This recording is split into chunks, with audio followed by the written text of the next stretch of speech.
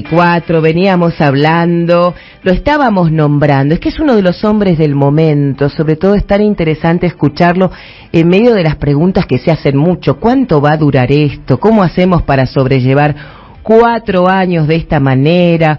Y entonces es muy interesante y alentador escuchar a Guillermo Moreno. Hola Guillermo, te saludamos desde AM530, Somos Radio. Daniel y Floppy, ¿cómo estás? ¿Qué tal Florencia? ¿Qué tal Daniel? ¿Cómo estás? Un placer hablar contigo. El placer Guillermo. de siempre a nosotros. Guillermo, porque hay realmente un estado de ánimo completamente insólito en este verano. Muchas son las preguntas y vemos el país que para muchos sin rumbo, y queremos conversar con vos acerca de cómo estás viendo estos días, si te estás preparando, si se están reuniendo, qué está pasando. Mira, el presidente actual hizo un diagnóstico correcto. Sin ninguna duda, esta es la peor herencia que ha recibido un presidente de la dictadura para acá, en términos económicos estamos diciendo, ¿no? Desde ya. ¿Por qué? Porque hay un tema fiscal en términos de déficit que fue el que obligó a Alfonsín a renunciar. Alfonsín, ¿cuándo renuncia? Vos eras muy jovencito, pero ¿cuándo renuncia? ¿Cuál es el desenlace de Alfonsín? Y la famosa, claro, la famosa hiperinflación que no se podía sostener. Bueno, eso es así, es lo que se vio. Pero cuando él toma la decisión, cuando llama al secretario de Hacienda y le dice, secretario, ¿cuánto recaudamos hoy? El secretario de Hacienda le dice nada. ¿Cómo nada? Y nada, presidente, nadie paga impuestos. Bueno, entonces me tengo que ir, y sí, se tiene que ir, punto. O sea, un déficit fiscal que te llevaba a ser monetizado, esto significa financiado por emisión, porque ya no había otra manera de financiar, te generaba una inflación espantosa, y lo primero que haces es no pagar impuestos. Y si no pagas impuestos, se terminó el gobierno, acá y en cualquier lado. Por lo tanto, se terminó el Alfonsín. Y lo mismo le pasó de la Rúa. ¿Qué? ¿Cuántos dólares tenemos? Nada. ¿Y qué pasa ahí? Tenemos que pagar todo esto en dólares. Y mejor que se vaya. Listo. Eso. Y lo tuvieron que ir a convencer porque el hombre ya estaba un poco desordenado porque la vida le había pasado. Pero bueno, tuvo que ir algún senador de Chubut a explicarle de su mismo partido que se tenía que ir para el bien del país. Y bueno, y se fue. Después viene todo ese invento de que el peronismo, que hicieron cosas, bueno, los radicales para inventar su mandado a hacer. Pero la realidad es que los dos presidentes se fueron, uno por el tema fiscal, otro por el tema del sector externo, y ahora tenemos los dos en el mismo tiempo y lugar. En la Argentina es el lugar y el tiempo es este. Ya venía, obviamente, ¿no? Es una herencia recibida. Ahora, resulta que lo que le pasa a Milei es que agrava estas dos situaciones. Las decisiones tomadas por Caputo agravaron esta situación. Hoy tenés también un déficit fiscal espantoso y tenés un tema del sector externo que no está resuelto para nada, al contrario, porque te vienen los vencimientos. O sea, vos tenías un tema grave en el sector externo sin que te venciera la deuda todavía, porque lo que te vencía te lo prestaba el fondo para que le pagaras. O sea, el fondo te daba plata y vos le pagabas a ellos, pero no tenías vencimientos objetivos más allá de los intereses. Ahora tenés los intereses y el capital que te empieza a vencer. Por eso todas estas pavadas que empezamos a escuchar, sea en pesos, sea en dólares, te agrava el tema fiscal y te agrava el tema externo. Ahora, sobre eso, Milei generó una transferencia de ingresos como jamás vi,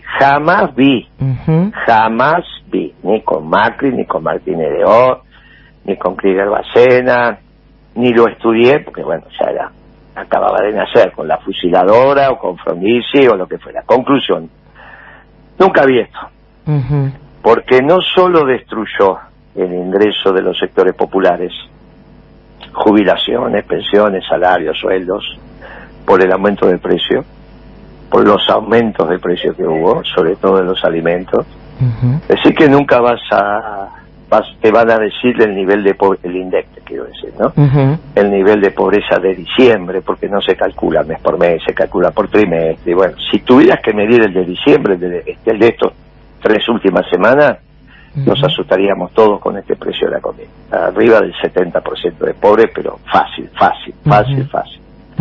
Ahora, no solo destruyó el ingreso de los sectores populares, sino que se metió con el capital. Y la destrucción de valor que hay en cientos de miles de empresas argentinas, cientos de miles que no saben cuánto valen hoy las empresas, porque lo que han hecho es modificar la acumulación de capital en la Argentina. Quedan algunos ganadores, quedan poquitos, con mucho capital. Esos poquitos con mucho capital no alcanzan, sumados, a compensar la destrucción de valor que está haciendo en el resto de las empresas. Con lo cual, es obvio que si te metiste con los trabajadores, formales, informales, lo que fuera, jubilados, pensionados, te metiste con el capital y no resolviste la macroeconomía, esto va a ser breve. Y esperemos que no sea muy breve, dentro de la ley y el orden, ¿no? Pero esperemos que no sea muy breve, porque el peronismo, que es la única opción que queda esto, se tiene que organizar. Y eso te lleva tiempo, ¿no? Te lleva semanas. Así que el peronismo necesita tiempo para ordenarse, sobre todo metodológicamente, porque se tiene que terminar esta tontería del dedo y que alguien resuelva por el conjunto, porque encima resuelve mal. Y eso te lleva tiempo. Y recién los compañeros nos estamos empezando a juntar. Ayer me junté con Pérsico, en la semana me junté con Daer. Todos, de alguna manera, los movimientos sociales, el movimiento obrero organizado, estamos de acuerdo que hay que reorganizar el peronismo, pero para armar el Consejo Superior del Movimiento Nacional Justicialista y juntar los 100 compañeros que representen a las ramas, a las diversas ramas, bueno, eso te lleva tiempo. Esperemos que la realidad nos dé el tiempo que se demanda. Claro, entiendo. Es decir, Guillermo, vos ves por tu conocimiento, tu experiencia, que esto en realidad tiene que chocar en cualquier momento. El deseo es que sea, en el caso de, para poder rearmarse el peronismo, para poder nuevamente tomar las riendas de este desastre que va a quedar, es un poco más de tiempo para armarse, pero ¿considerás la idea de que 4 años ni aplacé? No lo dije, yo dije con mucha responsabilidad. Se me enojó Mariotto una vez porque teníamos un programa ahí en un canal, le dije, ya, esto va a ser un gobierno breve.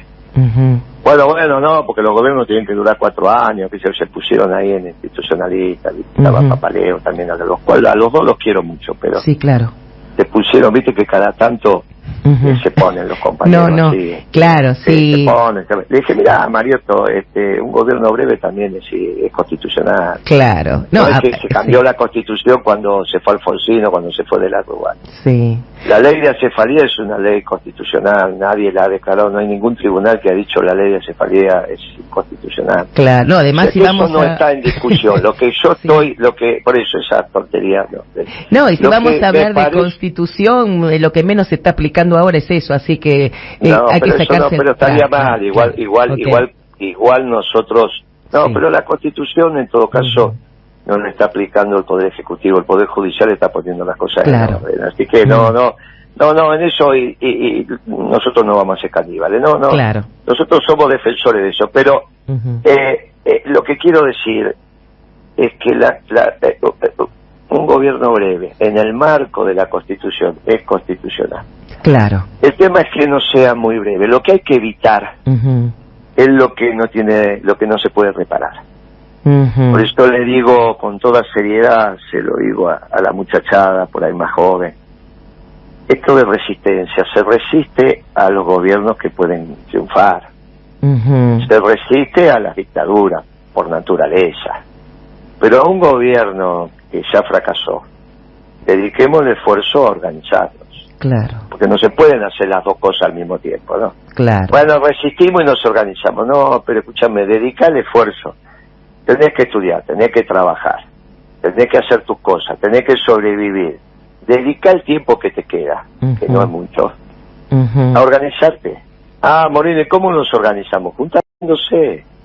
Simplemente que esta noche se junten los muchachos, las muchachas, reflexionar sobre qué hay que hacer. Ya se están organizando. Claro. Después convoquen a los veteranos. Siempre hay un veterano en la familia, siempre hay un veterano en el barrio, siempre hay un veterano en el bar. Che, viejo, vení, sentate acá con nosotros, dale, ¿qué? ¿Cómo era el peronismo hace 40 años atrás? Contando un poquito, a ver, ¿cómo era? ¿Cómo se organizaron en la resistencia? Todavía quedan algunos vivos. Che, ¿cómo fue allá en el 58, en el 60? Contando, ¿cómo fue el 55, 56? Algunos vivos quedan. No es que están todos muertos. Claro. Aprovechenlo, che, ¿cómo fue? Bueno, nos juntábamos los muchachos, hacíamos los volantes de esta manera, esto. ¿Y cómo discutíamos? Nos juntábamos, incluso venían las mujeres, porque en esa época te decían así, incluso venían las mujeres. Claro. Venían los pibes, y porque era la rama femenina, pero los muchachos te decían, incluso venían las mujeres, nos llevaban los mensajes. Es la rama, cuando te decía, incluso venían las mujeres, la rama femenina. Claro. Y entonces, y se empezaban a sumar los pibes, entonces se armó la Juventud Peronista. Y los obreros, bueno, estaba el delegado, ahí la figura importante no era la del secretario general, porque a ese lo mataban o lo buscaban. Y venía el delegado, viste, el sindicato estaba prohibido, pero los delegados estaban y te traían alguna información y te decían, me junté con los otros delegados.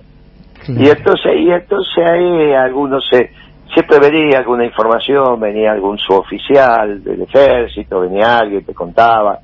Y ahí empezamos, y después te meter el cuerpo. Bueno, esa era la resistencia. Claro. Llaman a los que son un poquito más jóvenes y les cuenta cómo fue para traer a Perón. Y aprenden, y se van organizando, y piensan.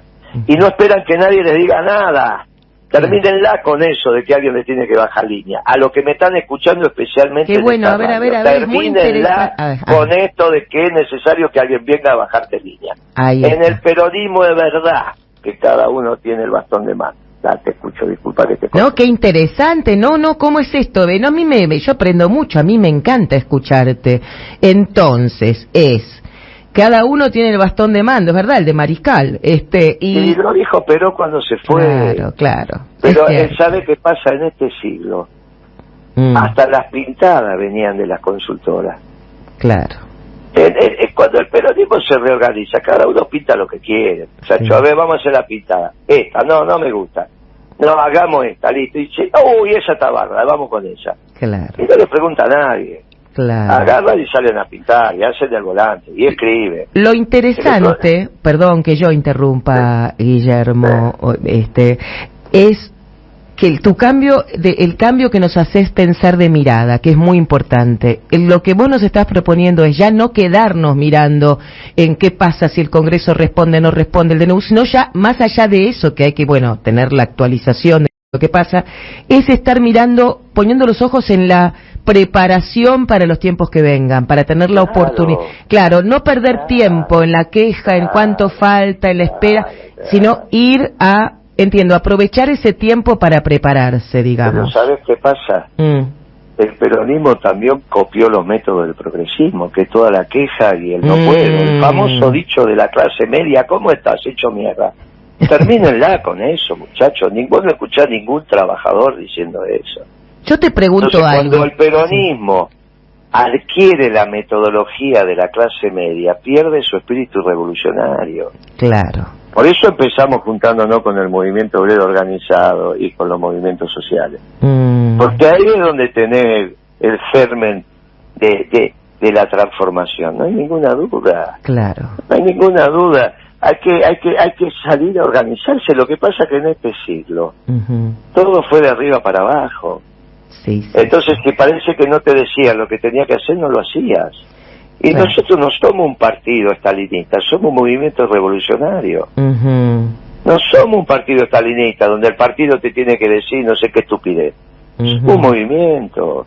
Y por eso te digo, mirá, vos sabés que cada radio tiene su público. Ahora te van a empezar a llegar mensajes donde me van a dar como... Pero hay que hablar las cosas donde hay que hablarlas. Sí, y esto que lo estoy diciendo lo digo yo, no tiene nada que ver. No pasa nada, ¿no? Esto lo digo yo.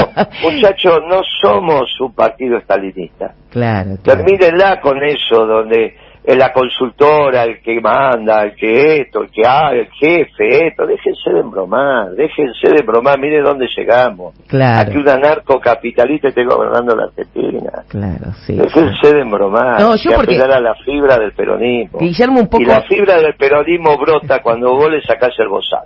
¿Está claro? Claro. No, yo te escucho con mucha atención y sé, porque Guillermo sabe que lo que sucede con nosotros, sobre todo con nuestra amada radio, es que todos somos, ¿cómo te puedo explicar? Todos somos, tenemos el corazón con el tema de que Cristina, hemos vivido tan bien en esa época y se ha armado un amor especial, que ha pasado que a veces uno habla y Guillermo, en su afán, o sea, en esa cosa natural de los políticos, ven las cosas de una manera y critican un poco al otro y el oyente se siente aludido. Y a lo que nos está invitando él es que no lo tomemos como algo personal, está hablando desde algo político meramente, porque él sabe que ahora viene el masazo de, bueno, pero Cristina la pelea que con Axel, que con otro. A mí lo que me interesa es sacar la cosa política interesante, la mirada política, que es porque como estamos tan mal, la visión que nos invitas a tener es la de la preparación, que es muy importante. Muchacha, sí. Con la mano en el corazón. Sí, lo sé. ¿Vos pensás que cuando Cristina se juntaba conmigo me enseñaba economía? Ajá. Pero qué pavadas hace o dice. Sí. En el movimiento peronista cada uno habla de lo que dice y lo que sabe. Claro. Cuando se terminó tu ciclo, se terminó. Das un paso al costado y sigue compañero. En el caso de Cristina, obviamente que en esta reorganización del peronismo, si ella lo desea, ¿quién va a decir? Pero ¿quién va a decir que no tiene un lugar para estar? Claro. ¿Quién va a decir que Axel, siendo gobernador de la provincia de Buenos Aires, no va a estar? En todo caso, cuando empiece a hablar de economía, le voy a decir, pibe, terminala. Ya hiciste un desastre cuando hablaste de economía. Terminala, Axel, y se va a reír, va a mirar para abajo, como hacía antes, y va a cambiar de tema. El problema de Axel no es Axel, gobernador. El problema de Axel es cuando habla de economía, porque habla como socialdemócrata. Y este es el problema. Entonces, ¿cómo vamos a tener problemas? ¿O vos te pensás que Cristina se va a sentar en ese mes y va a empezar a enseñar economía? Ridículo. Si estamos los economistas del peronismo, le decís, ¿qué te pasa, Cristina? ¿O qué le pasa? Porque nunca lo tenía. ¿Qué le pasa? Sí, aparte, a mí... Cada uno, bueno, ahí aparece la riqueza. Ahí aparece la riqueza del movimiento. Y cada uno habla de lo que sabe en función de su información, sea la universidad donde sea, y de su conocimiento aprendido en la calle. Este es el valor del peronismo. Por eso estamos planteando la reorganización del peronismo con 7 ramas. Cuando yo empecé en el peronismo, las ramas eran 3. Las mujeres, la rama femenina, la política y la sindical. Se organizó la juventud, que no existía como rama. Se sumó, claro. Nosotros la organizamos. Y con eso de que trajimos a Perón, que decimos, no digo que sea verdad, pero nosotros no la creíamos en aquel momento, no hubo otra alternativa que hacer la 4ª rama, que fue la juvenil. Y ahora hay que hacer 3 ramas más, porque los movimientos sociales no eran una realidad hace 40 años atrás. Ahora, por la pobreza de la Argentina, son una realidad. Qué fuerte, tiene que haber una rama que es de los movimientos sociales. Claro. Sí, la verdad que es impresionante. Tiene que haber una rama que nunca pudimos hacer, no es que no quisimos, nunca pudimos.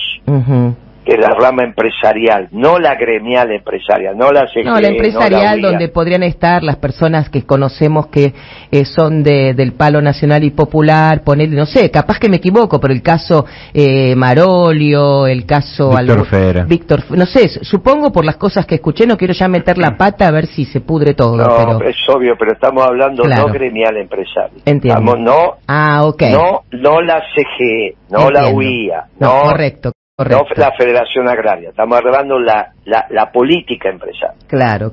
Porque en el movimiento peronista no está la CGT. En términos puros, lo que debería estar es las 62 organizaciones, ¿se entiende? Sí, porque esa es la expresión política del movimiento obrero. Lo otro, lo gremial, junta todo. Entonces, la gremial empresaria, la UIA, la CGE, CAME, que junta un radical, un peronista, un desarrollista, un socialista. Vos tenés que juntar la rama de empresarios peronistas. Yo no sé si Marolio, si Fera, es peronista. Ojalá lo sea, hace rato que no hablo con él. La verdad que cuando hablaba con él, no me pareció que fuera peronista. Pero si es peronista, bienvenido aquí. Guillermo, te habla Dani. El gusto de saludarte, Dani Lebrón. Te quiero hacer una pregunta. Me falta una. La otra rama. Sí. Por ahora tenemos 6, si nos falta uno. Tenemos que volver a cultivar el conocimiento. Mira, yo era joven, Ajá. y había un gran dirigente peronista que se llamaba Matera, no sé si vos lo llegaste a conocer. Sí, claro. Matera, era un cirujano. Sí, claro. Sí, claro. Y entonces, Perón de él decía, se viste como Gardel, se peina como Gardel, pero no es Gardel. Pero cuando Matera hablaba, todos nos callábamos, porque hablaba el conocimiento. Sí, claro. No es que cualquier cachafá puede decir lo que se le ocurra. En el peronismo no es así. Te tenés que preparar para decir la cosa que hay que decir. Bueno, está claro que en el último gobierno esto no pasó y la ignorancia privó al punto que confundieron a Milei con Martínez de Oz, ¿no? Y así fue con el voto de las Fuerzas Armadas. Terminaron votando todo a Milei, no porque era narcocapitalista, sino porque pensaba que volvía la industria militar, como la tuvo en su momento Martínez de Oz. Bueno, el antiperonismo. Sí. Bueno, por eso es necesario. No, ni siquiera el antiperonismo. Pensaban que venían los submarinos nucleares, los tanques, el FAL, los cohetes. Sí. Si Martínez de Oz, ¿cómo mantuvo tranquila la dictadura? A Macera, ¿cómo lo mantuvo tranquilo? Le prometió 2 submarinos nucleares y lo estaba haciendo. 2 submarinos nucleares son 40.000 millones de dólares. Esta es la verdad histórica. Todo lo demás es verso. Al ejército le sacaba los tanques como si fuera Henry Ford sacando autos. Y el FAL era un fusil automático, liviano, ese es el nombre del FAL, de calidad internacional. Entonces, y a la Fuerza Aérea le daba unos cohetes que llegaron a tener 2.200 kilómetros de alcance, entre el Cóndor y el Tronador, que fue la evolución del Cóndor. Entonces, ¿qué te quiero significar con esto? Le dijeron, esto es Martínez de Oz, viene de vuelta, vamos a estar reequipados, dale, vamos que necesitamos submarinos nucleares para el Atlántico Sur. Y votaron a un pibe que lo que quiere es regalarle las Malvinas a los británicos, porque total él no cree en los países. Y queda un oficial superior de la Fuerza Armada votando un anarcocapitalista. Y eso fue producto de que el gobierno anterior, por no estudiar, decía cualquier cosa. Cualquier cosa decía. Bueno, como hay que volver a juntar a los técnicos y profesionales, porque hay que juntar el conocimiento ganado en la universidad, pero también en la calle, es que proponemos una rama de técnico y profesional. Perfecto. Que le va a hacer muy bien al peronismo. Sí. Entonces estas 7 ramas son las que hoy tenemos que organizar. Y esa mesa no puede tener menos de 100 personas, entonces ¿por qué no va a tener un lugar para lo que vos querés que estén? Si hay lugar para todo, no sobra nadie. Interesante. Pero cada uno hablando de lo que sabe, no de lo que no sabe, ¿no? Acá Guillermo, está Daniel. te hago la última por una cuestión de tiempo. Uno a veces mira y estudia con el tema de los alimentos y los supermercados, ve que de repente, qué sé yo, te llegan informes de la cadena Walmart o de Carrefour en Europa o en Estados Unidos y te dicen, bueno, la rentabilidad, la utilidad pasó de 8 puntos a 9 puntos, del 9%. Yo a veces me pregunto, y te lo pregunto, Alfredo Coto, Mastelone, Molinos Río de la Plata, ¿trabajan al 9% de utilidad? Lo que pasa que todo depende de cómo la mires. Cuando te hacen esos análisis, hay 2 maneras de enfocarlo. O es sobre el capital total empleado, o es sobre el proceso de venta. Y vos me parece que tenés en la cabeza el markup, que es la distancia que hay de los costos al precio de venta. No, me lo pregunto seriamente, porque entonces, digo, qué sé yo. No, en realidad el 7-8% tiene que ser sobre el capital total empleado. Claro. Es viendo el negocio del lado del pasivo. Un negocio se arma, por eso las cuentas del debe, que son las cuentas del activo, se llaman cuentas del debe, a pesar que esto activo, porque son los que le deben al pasivo. En el pasivo están las deudas que vos tenés del mercado, en realidad las cuentas del debe se le deben al haber. Las cuentas del haber son 2. Las cuentas del pasivo, que son las que vos le debes al mercado, sea al sistema financiero, a tus proveedores o lo que le debes a tus trabajadores antes de pagarle el sueldo. Vos pagás mes vencido, por lo tanto durante todo el mes le vas debiendo a tus trabajadores la plata que va devengando el día trabajado. Pero vos se lo pagás a fin de mes, suponiendo una empresa como la que vos dijiste que paga es mensualizado para fin de mes. Entonces llega a fin de diciembre y vos le debés el sueldo a los trabajadores, por lo tanto trabajaste todo diciembre debiéndole plata a los proveedores del sistema financiero y a tus trabajadores, entre otros. También debes los impuestos. Bueno, esas son las cuentas del pasivo. ¿Y a quién más le debes en las cuentas del haber? A los accionistas. Entonces, el activo se lo debes o al mercado, que es lo que te acabo de decir, todo lo que te acabo de escribir con el pasivo, o se lo debes a los accionistas. La empresa Coto, en su activo, le debe al accionista Coto. Ahora, cuando vos sumás el capital total empleado para que Coto funcione, tenés que sumar lo del pasivo, lo que vos debés, y lo que debes del patrimonio neto. Y ahí puede ser que vos trabajes con un 8% de rentabilidad, considerando que el 8% anual de rentabilidad sobre los salarios, como vos lo vas pagando mes por mes, finalmente te dio una rentabilidad del 8% del último mes que no pagaste, que todavía debes, si no, tenés todo cancelado. Y si tomaste capital prestado, sea impositivo o sea del mercado en términos financieros, te van a cobrar la tasa de interés. Por lo tanto, un 8 no parece que fuera mucho. Y un 8 sobre la rentabilidad del accionista, de la plata que pusiste, en 12 años, no en 4 años, en 12 años recuperaste el capital. Con lo cual, se supone que es una rentabilidad lógica. Ahora, hay otros que dicen, no, mi rentabilidad es el 2% sobre los ingresos totales. O sea, todo lo que facturé me tiene que quedar un 2%. ¿Y por qué pagué todos los costos? Bueno, depende cómo evalúe la empresa. Pero sea el 8, sea el 9, o sea el 2, depende cómo lo evalúe, es razonable. Lo que no es razonable es que vos compres a 2,50 y lo vendas a 10. Bueno, eso no es razonable. Exactamente, por ahí va la pregunta. Bueno, claro, por eso, pero yo no la contestaba sin aplicar esto. No, claro. Quedaba como claro. Claro, del otro lado empezamos a decir que la culpa es de Coto. No, y la verdad que ahí es donde meten la pata, porque no tienen ni idea de cómo funciona Coto. Ahí está, pero eso da para otros capítulos. Guillermo, son las 9 en punto. Primero, muchas gracias. Perfecto. Primero, gracias por atendernos, que era muy tempranito y sé que te estabas recién despertando. Gracias también por todo lo que charlamos, y sobre todo porque entendés el quid de la cuestión, porque ya sabés que acá se despierta. Ojo, yo no te quiero interrumpir, pero ¿por qué pensás que a la mañana solo me despierto? No, seamos un poco más divertidos, dejate de bromar. Tenés razón. Bueno, sí, también quizás somos grandes, pero todo, exactamente. Bueno, no fue este caso, pero bueno, pero bueno. Lo que están escuchando, está bien.